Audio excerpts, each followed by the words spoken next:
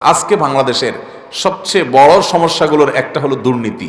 প্রতিটা পদে পদে পদে পদে চেয়ারে চেয়ারে, চেয়ার তো দূরের কথা, চেয়ারের পায়া, চেয়ারের খুঁটি, চেয়ারের আপনার কাপড় চোপড়, চেয়ারের পেরাক যা আছে চিপা চাপা সবগুলা ঘুষ খা।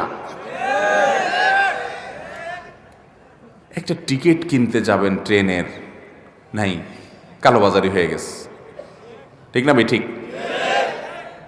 চতুর্পাশে, অথচ আমরা আবার বলি এদেশে বেশিরভাগ সংখ্যাগরিষ্ঠ মুসলমানদের দেশ। তাহলে যত দুই নম্বরই কাজ করে এগুলো সব বেশিরভাগ মুসলমান না?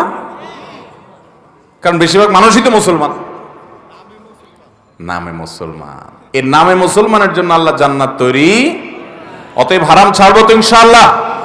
যারা সুদের কারবার করেন এই এলাকার, আল্লাহর জন্য এটাকে তালাক দিবেন, ছেড়ে দিবেন, ঠিক আছে তো ইনশাআল্লাহ, এবং হালালে চলে আসবেন। কার জন্য করবেন? যাদের জন্য